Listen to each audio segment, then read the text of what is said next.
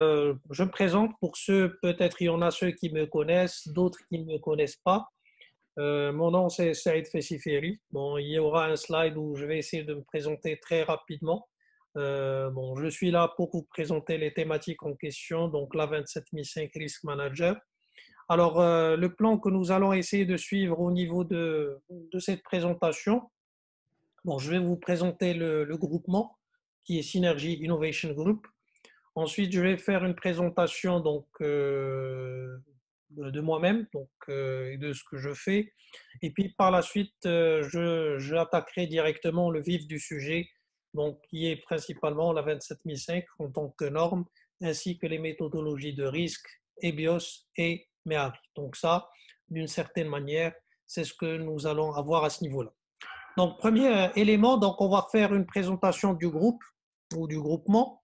Alors, il faut comprendre que le groupement qui est Synergy Innovation Group, bon, c'est un groupement qui a été créé en 2015 et qui est d'une certaine manière, comme vous pouvez le voir ici, je dirais donc le groupement de deux entreprises. La première qui a 2F Consulting, bon, dont je suis le CEO ou le directeur général, et puis Riskiliens, c'est M. Rami qui est d'une certaine manière donc le directeur général de cette entité. Pourquoi on avait fait ça? On l'avait fait principalement pour essayer donc de regrouper un peu donc nos compétences.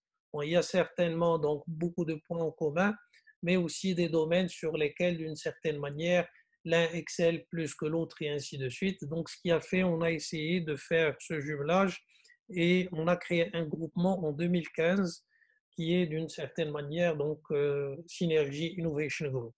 Bon, A2F, elle existe depuis 2007. Riskiliens, donc, qui était dénommé auparavant IS Quality, donc elle existe aussi, je pense, depuis 2010. Donc ça, c'est juste pour vous dire que d'une certaine manière, donc, nous avons donc une certaine expérience sur le terrain donc, à travers ces deux entités. Bon, nos partenaires, vous avez principalement à côté nos partenaires avec lesquels on travaille, principalement dans le domaine de la formation, bon, qui est le sujet qu'on est en train de discuter maintenant. Bon, vous avez PECB, donc, avec lesquels on fait les formations 27001, donc je dirais 27002, 27005, RGPD et ainsi de suite. PeopleCert, donc avec lesquels on travaille pour tout ce qui est ETIL, Prince2 principalement. EC Council pour les formations CEH, PMI pour tout ce qui est Project Management et le BCI. On est les seuls qui sont accrédités au Maroc. BCI, c'est pour Business Continuity Institute, qui est donc un institut britannique, bon, avec lequel on travaille à ce niveau-là. Le domaine d'activité de Synergy Innovation Group, bon, comme vous pouvez le voir ici, ça concerne les domaines suivants: la gouvernance, l'audit et le conseil, la sécurité et la continuité d'activité, et puis bien sûr les séminaires et les formations que nous assurons et ainsi de suite. Et bien sûr, nous essayons un peu donc de partager cette expérience qu'on a sur le terrain, donc au niveau des formations qu'on a l'habitude de faire et ainsi de suite. Il faut dire aussi que nous deux, que ce soit Séramé ou que ce soit moi-même, donc nous sommes des auditeurs de certification où nous accompagnons les entreprises à la certification 27001 à titre d'exemple. Et d'ailleurs, on a fait dernièrement ce qu'on appelle l'audit de certification donc, pour un opérateur télécom qui vient d'être certifié en fin janvier 27001. Donc, nous sommes des auditeurs de certification. C'est ce qui fait que dans toutes les formations que nous réalisons, ben, nous essayons d'une certaine manière de partager l'expérience qu'on a dans ces domaines-là. Donc ça, très brièvement, donc j'ai essayé de vous présenter un peu nos domaines d'activité. Bon, moi-même, bon, mon nom c'est Saïd Fessiferi. Pour ceux qui utilisent la webcam, bon, ils arrivent à me voir. Donc la photo, j'étais un peu plus jeune, mais bon, donc les traits sont toujours là. Bon, j'ai 20 ans d'expérience donc dans le domaine principalement donc de la gouvernance, sécurité et management ici, certifié autour d'un certain ensemble de thématiques, 27001, 27002, 27005, RGPD aussi pour tout ce qui est je dirais, protection des données à caractère personnel. D'ailleurs, il y aura une thématique et un webinaire dédié à ce sujet-là, où nous allons parler de la RGPD. Je suis certifié aussi ITIL, donc Foundation et Advanced. Bon, j'ai connu ITIL depuis la version 2 jusqu'à la version 4 maintenant. Donc, je suis certifié ITIL depuis 2007. Donc, j'ai un peu suivi la tendance je dirais, et l'évolution un peu d'ITIL. Il y aura aussi un webinaire dans ce sens sur ITIL 4 pour voir un peu les nouveautés je dirais, ce qu'on appelle donc de ce référentiel. Juste pour le rappeler, donc ces webinaires, d'une certaine manière, n'ont pas pour vocation, je dirais, carrément de donner une formation, mais pour vous donner principalement les grandes lignes traitées au niveau des formations, dans lesquelles on rentre un peu plus de détails sur les choses. Et c'est là où on prépare aux certifications et ainsi de suite. C'est le cas aussi de COVID 2019. Il y aura aussi un webinaire que j'animerai moi-même pour discuter de COVID 2019 et des nouveautés de COVID 2019 par rapport à la version 5. Bon, je vais essayer de vous présenter un peu ces éléments-là, bien sûr, au fur et à mesure au webinaire auquel vous allez vous inscrire. Alors là, on va rentrer dans le vif du sujet, qui est ce qu'on appelle la formation 27005. Alors, ce qu'il faudrait comprendre à ce niveau-là, donc au niveau de la 27005, et tel que cela est présenté, c'est que la 27005, d'une certaine manière, ben, elle est en relation avec deux normes principales, qui sont la 27001 et la 31000.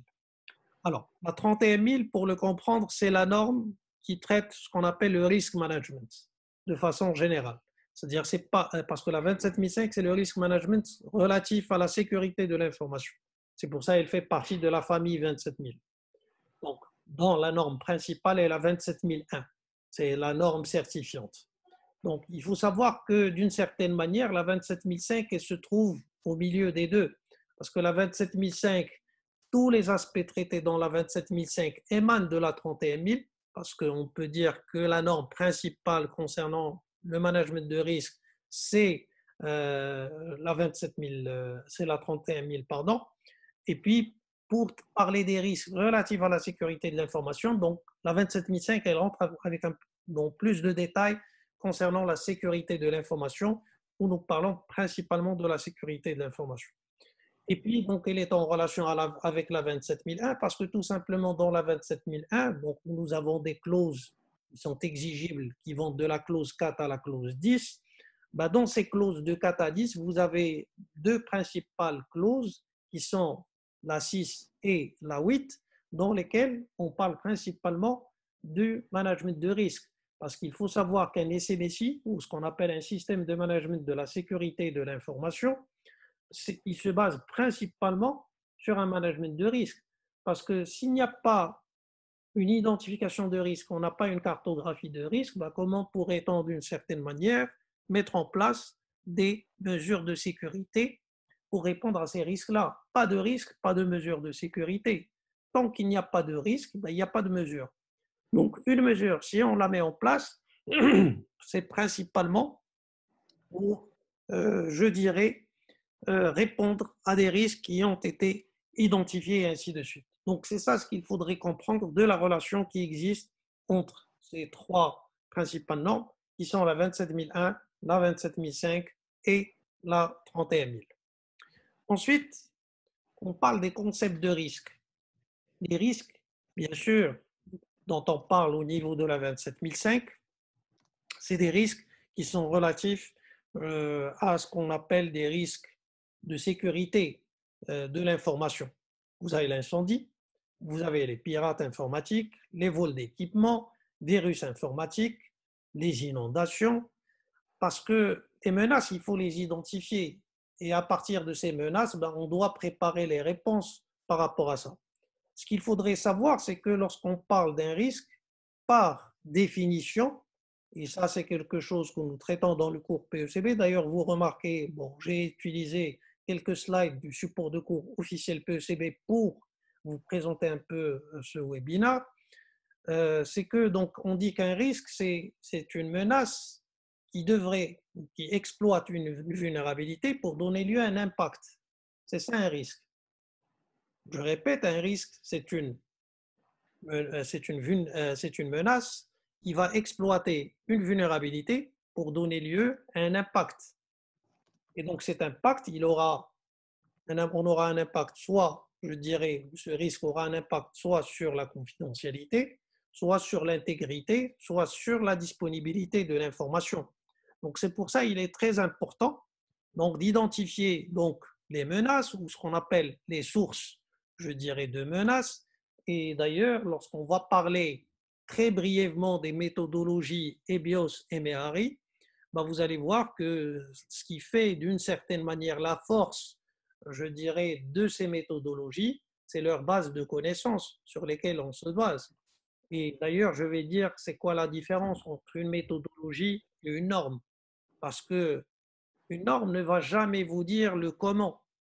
Alors que lorsqu'on parle d'une méthodologie, c'est-à-dire que derrière, il y a une méthode, il y a une façon de faire, il y a des étapes à suivre. Et donc, c'est pour ça, les méthodologies de risque, telles que MEHARI, EBIOS, Octave et autres, donc, sont des méthodologies qui sont là pour nous apporter un plus par rapport à ce qui est défini dans la norme, parce que la norme, ça reste générique, mais ce n'est pas une méthode à appliquer. Alors que lorsqu'on parle des BIOS, c'est une méthode à appliquer. Lorsqu'on parle de MEHARI, c'est une méthode à appliquer. C'est ça le principe. Donc ça, c'est ce qu'on voudrait dire par ces éléments-là, et c'est pour ça qu'on parle ici donc des concepts de risque, parce qu'on parle des, je dirais, ce qu'on appelle donc des sources de menaces qui peuvent être différentes, informatiques ou autres. Parce que lorsqu'on parle de la sécurité, ce qui nous importe, c'est la sécurité de l'information et non juste la sécurité informatique. Et c'est pour ça d'ailleurs, lorsque nous parlons de la 27001, nous parlons de la mise en place d'un SMSI, un système de management de la sécurité de l'information, et non juste un système de management de la sécurité informatique. Donc on parle de sécurité de l'information et c'est pour ça qu'on doit s'intéresser à la protection de l'information. Donc là, on répète un peu ces éléments que j'avais cités tout à l'heure, donc sur la sécurité de l'information, où je dis d'une certaine manière que nous voulons nous protéger par rapport aux aspects de confidentialité, d'intégrité, de disponibilité de l'information, ou ce qu'on appelle le CIA en anglais. C'est l'appellation qui est utilisée à ce niveau-là. Donc ça, c'est un peu les aspects qui sont traités ici concernant la sécurité de l'information. Alors, maintenant, quand on parle de risque, bon, je vous ai donné tout à l'heure un peu la définition de ce que c'était un risque. Maintenant, d'une certaine manière, comment doit-on calculer un risque? Il faut savoir qu'il y a deux facteurs qui nous permettent de calculer le risque. Il y a ce qu'on appelle, d'une certaine façon, la vraisemblance, ou ce qu'on appelle la probabilité, ou l'occurrence. Bon, toutes ces appellations sont bonnes. Les méthodologies de risque, chacune d'entre elles a une appellation bien spécifique. D'accord? Par exemple, au niveau des BIOS, on parle de vraisemblance, on peut parler de probabilité, on peut parler d'occurrence et ainsi de suite. Et vous avez, d'une certaine manière, l'impact du risque, c'est-à-dire sur la confidentialité, l'intégrité et la disponibilité. Donc, ce qui fait que lorsqu'on veut calculer un risque, on va le calculer sur la base de ces deux éléments, qui sont la probabilité et l'impact. C'est ça, d'une certaine manière, ce qui va nous permettre de calculer le risque. Et c'est pour ça qu'il est très important, lorsqu'on parle des risques, d'intégrer ce qu'on appelle une échelle de risque. Et c'est là où, au niveau des méthodologies de risque qu'on utilise, que ce soit donc des méthodologies personnalisées, que ce soit EBIOS ou MEHARI, on essaie de définir ce qu'on appelle les critères de risque, on essaie de définir ces échelles de risque, mais on essaie aussi de définir ce qu'on appelle le niveau d'acceptabilité de risque, ou ce qu'on appelle l'appétence au risque, ou ce qu'on appelle aussi donc the risk appetite, c'est-à-dire c'est la tolérance au risque. Parce que un risque qui d'une certaine manière quand il est dans une zone où il est acceptable, c'est un risque pour lequel on n'a pas besoin d'une certaine manière de mettre en œuvre des mesures pour diminuer ou ce qu'on appelle éliminer ou transférer le risque et ainsi de suite. On n'a pas besoin de ça. Donc c'est très important à partir de là de définir ces critères de risque et de dire quels sont les niveaux d'acceptabilité de risque. C'est ça ce qui va nous permettre de dire ce qu'on appelle notre euh, notre appétence au risque ou ce qu'on appelle notre tolérance au risque. Parce que lorsqu'un risque il sera traité, si un risque persiste d'exister, on parlera à ce moment-là de risque résiduel. C'est-à-dire, un risque résiduel, c'est un risque qui a été traité, mais qui continue d'exister, mais il est dans une zone où il est acceptable.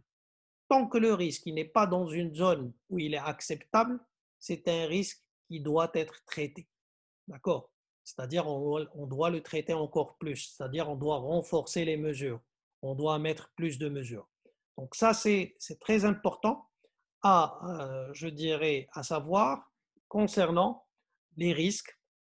Et donc, lorsqu'on parle d'un risque, on parle de vraisemblance et on parle de conséquences qui est l'impact. Et c'est pour ça d'ailleurs tout à l'heure dans la définition, j'avais dit qu'un risque, c'est la probabilité qu'une menace puisse exploiter une vulnérabilité pour donner lieu à un impact. Donc on voit l'utilisation de la vraisemblance et de la conséquence. Et c'est comme ça qu'on va calculer un risque. Bon, parfois on peut utiliser la multiplication, on peut utiliser la division, quelle que soit la formule en question, mais il est très important qu'on soit capable de calculer un risque pour pouvoir dire est-ce que le risque en question, est-ce que c'est un risque qui est acceptable ou pas. Et c'est pour ça, d'ailleurs, je vous ai dit que la 27001 repose essentiellement sur l'analyse et l'appréciation des risques. Donc ça, c'est ce que je voudrais dire à ce niveau-là. Alors, maintenant, les avantages de la gestion des risques ou du management de risques de façon générale, donc ça apporte énormément de choses. Maintenant, toutes les normes parlent de l'analyse et de l'appréciation des risques. On ne peut pas ne pas parler je dirais, d'appréciation des risques parce que tout ce que nous faisons comme effort, c'est pour répondre à des risques, tout simplement. Donc, il est très important de disposer ce qu'on appelle d'un référentiel de management de risque interne au sein de l'organisation. C'est pour ça d'ailleurs on parle de tout ce qui est ERM pour Enterprise Risk Management et dans lequel on peut d'ailleurs faire découler ce qu'on appelle tout ce qui est risque relatif à la sécurité de l'information et à partir des risques relatifs à la sécurité de l'information, on va découler ce qu'on appelle les risques informatiques. Donc, ça, c'est un peu le cheminement du risque, mais le risque, c'est d'abord un des risques métiers. Donc, c'est ce qu'on a au sein de l'organisation. Avant de parler, ou je dirais, avant de parler de risques relatifs à la sécurité de l'information ou risques informatiques. D'abord, parce qu'on est là pour répondre à des risques métiers. C'est à partir de ces risques métiers qu'on va identifier l'ensemble des risques relatifs à la sécurité de l'information et puis par la suite les risques informatiques associés et ainsi de suite. Donc c'est ça le principe. Et d'ailleurs, c'est pour ça, d'ailleurs, il y a ce qu'on appelle même des outils donc de GRC, ce qu'on appelle Governance, Risk and Compliance, c'est-à-dire des outils de gouvernance, risque et conformité. Parce qu'il faut le dire aussi que si ces normes sont là, et principalement la 27001, elle est là principalement pour nous permettre de répondre à trois aspects essentiels. C'est-à-dire, c'est ce qu'on appelle, c'est tout ce qui est légal, tout ce qui est réglementaire et tout ce qui est contractuel, c'est-à-dire c'est ce qu'on appelle le fameux LRC. Donc légal, réglementaire et contractuel. Donc la norme, elle est là pour nous permettre d'être dans, je dirais, le respect de la loi, de la réglementation et de tout ce qui est contractuel, c'est-à-dire nos engagements contractuels qu'on a avec nos fournisseurs, avec nos clients et ainsi de suite. Donc ça, c'est ce qu'on pourrait dire d'une certaine manière sur les avantages qu'apporterait d'une certaine manière aussi donc, le fait de mettre en œuvre une méthodologie de risque parce que tout simplement toutes les actions que nous allons entreprendre, ben, on va les entreprendre pour répondre à des risques qui sont avérés. et non à des risques qui sont peut-être acceptables et ainsi de suite. Et comme je le dis souvent, c'est-à-dire on ne va pas utiliser un char pour tuer une mouche. Donc l'idée, c'est d'être capable de définir des mesures adéquates par rapport aux risques auxquels on est exposé. Et c'est ça l'avantage qu'apporterait le management de risque, et c'est ça ce qui nous aiderait à faire réellement de la bonne gouvernance au sein de l'organisation. Donc ça, c'est les avantages qu'apporterait d'une certaine manière euh, le management de risque au sein d'une organisation. Alors, ce que vous voyez ici, d'une certaine manière, c'est un peu la méthodologie adoptée par la 27005, et c'est ce qu'on suit au niveau du cours de la 27005, où d'une certaine manière, nous parlons de ce qu'on appelle des étapes à suivre pour pouvoir établir les risques.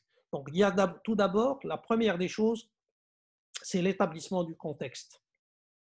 C'est ce que vous voyez ici. Parce qu'on ne peut pas mettre en place une appréciation des risques sans l'adapter au contexte de l'organisation.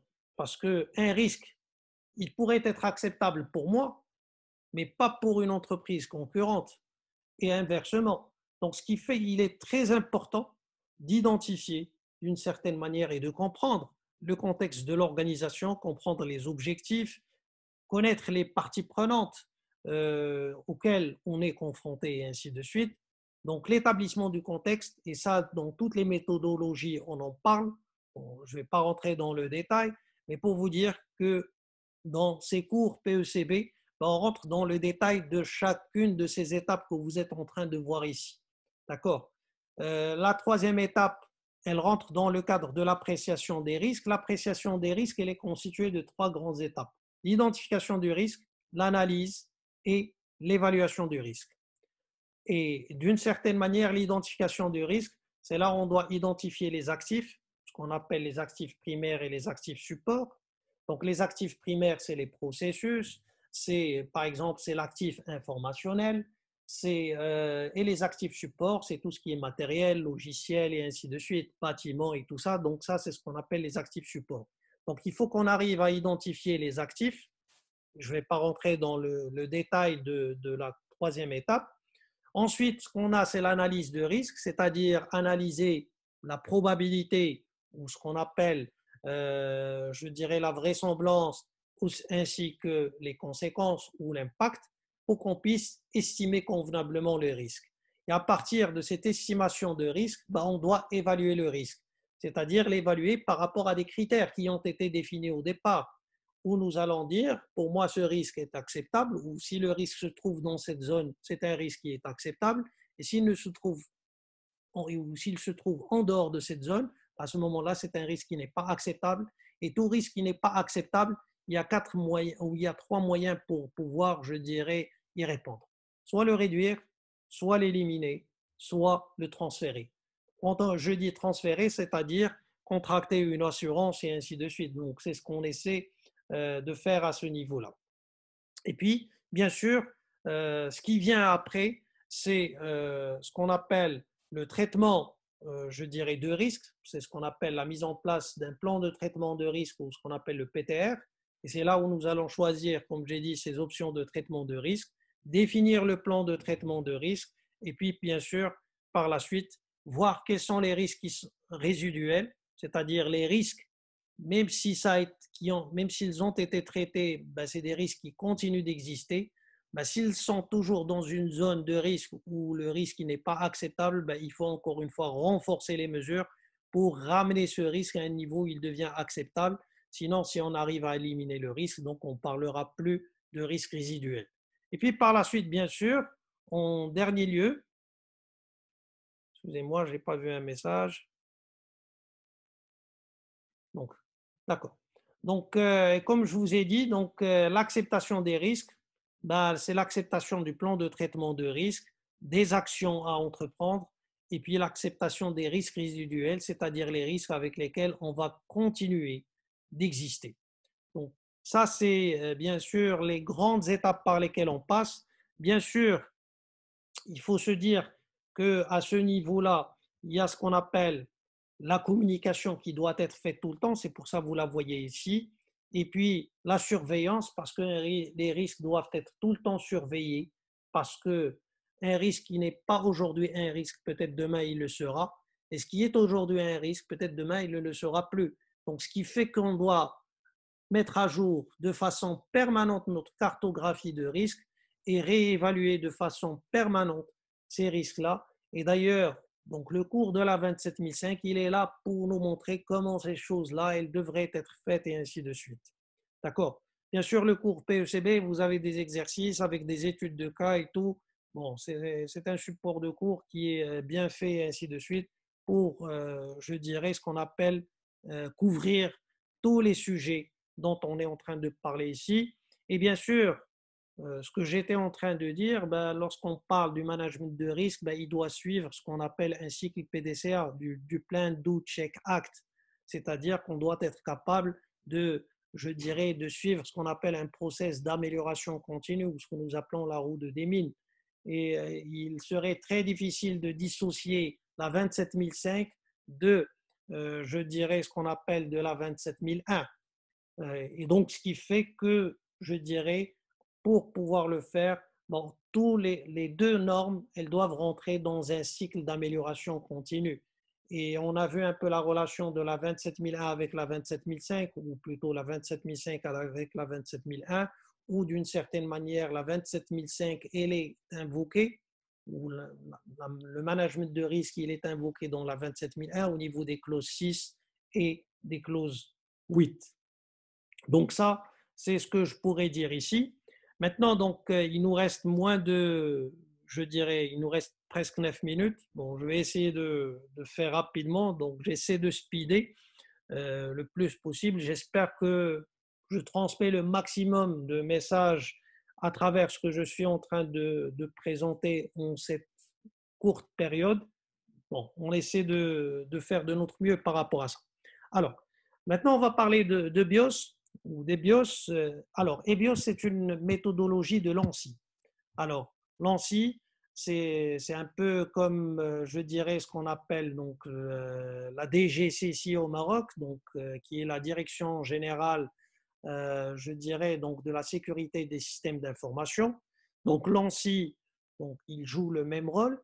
L'ANSI, il a défini sa propre méthodologie en France, qui est la méthode EBIOS, qui existe depuis des années. Et cette méthode, elle a été revue ou mise à jour en ce qu'on appelle 2018.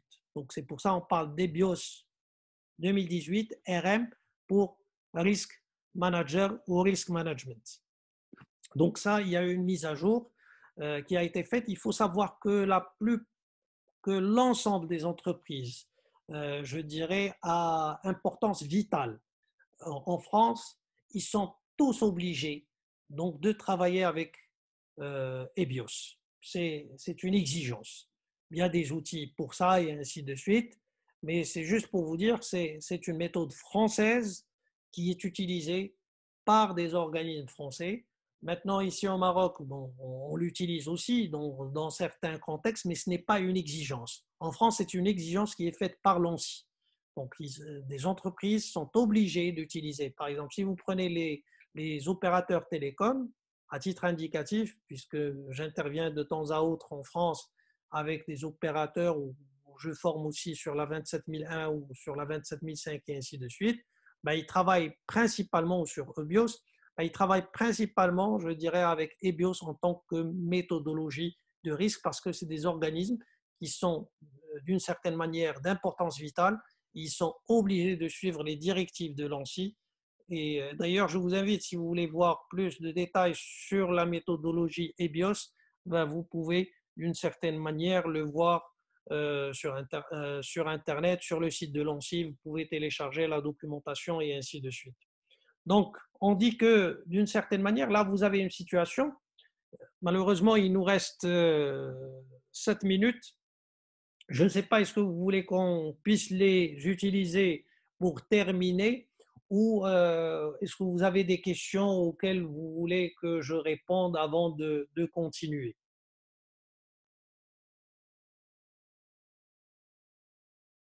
Je continue ou est-ce qu'il y a des questions?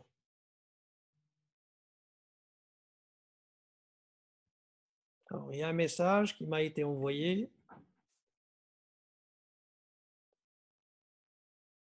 Et le quatrième, c'est accepter. Donc, là, il y a eu une question qui a été posée. Bon, puisque j'ai parlé l'acceptation, j'ai dit les risques qui ne sont pas acceptables.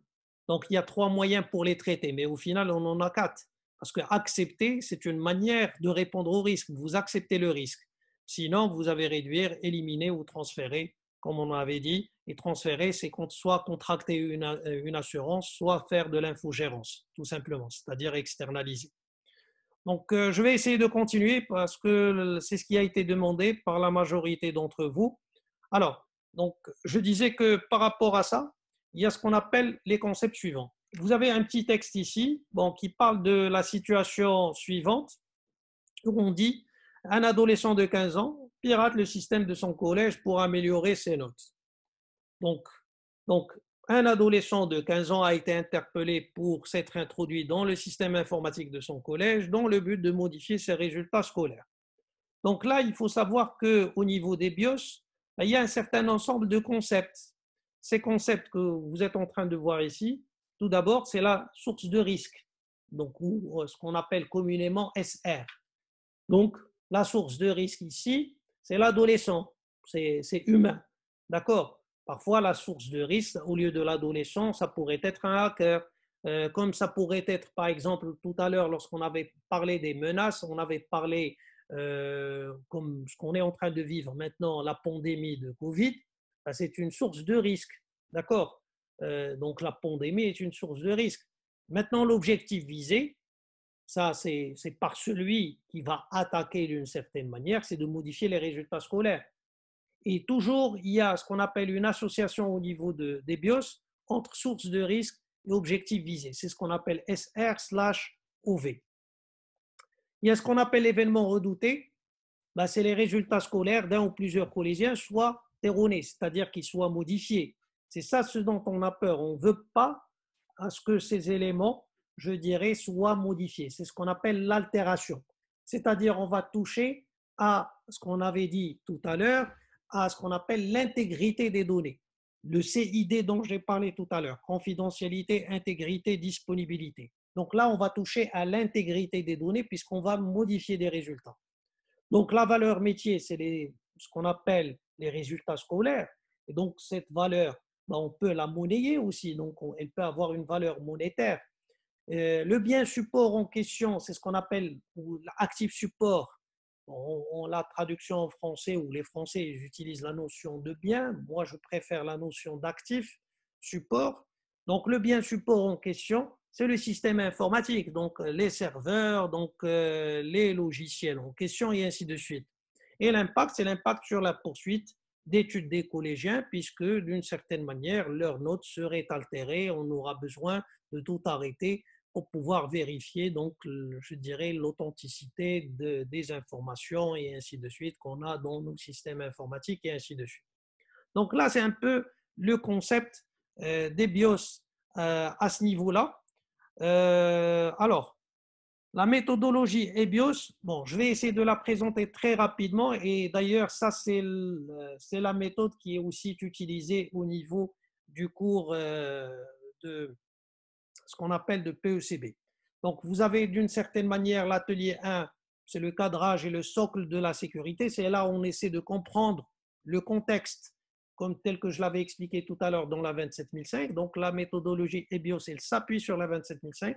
Donc, la compréhension des contextes, elle est faite à ce niveau-là. Ensuite, il y a l'atelier numéro 2, et donc, c'est les sources de risque, c'est-à-dire c'est là où on doit essayer de définir où sont les sources de risque. Ensuite, on va essayer de définir les scénarios pour répondre à ces risques-là. C'est-à-dire les scénarios, et vous voyez que l'atelier 2, 3 et 4, ils rentrent dans l'appréciation qu'on avait vue tout à l'heure. C'est l'identification, l'analyse et l'estimation du risque. Et donc, l'atelier numéro 3, c'est les scénarios stratégiques, bon, pour traiter les aspects macro. Et puis, vous avez ce qu'on appelle les aspects qu'on doit gérer au quotidien, c'est les scénarios opérationnels. Et donc ça, c'est ce qu'on essaie, je dirais, d'attaquer à ce niveau-là. Comme vous le voyez, l'atelier numéro 3, on traite, je dirais, ce qu'on appelle l'écosystème, alors que dans l'atelier numéro 4, on traite ce qu'on appelle l'aspect opérationnel. Et puis, vous avez l'atelier numéro 5 qui est relatif au traitement des risques, c'est-à-dire le plan de traitement de risques. Ensuite, il y a la méthodologie MEHARI. Bon, on peut dire que MEHARI, c'est une méthodologie qui est beaucoup plus académique. Moi, ce que j'aime bien au niveau de cette méthodologie, c'est beaucoup plus la base de connaissances. Elle est très intéressante et je ne pourrais pas rajouter plus parce qu'il ne nous reste pas beaucoup de temps. Il nous reste moins d'une minute. Je vous remercie d'une certaine manière pour votre présence et votre participation. J'espère que, je dirais, on vous a donné une idée. Maintenant, bien sûr, si vous voulez plus de détails, bon, il y a les cours que nous sommes en train de mener.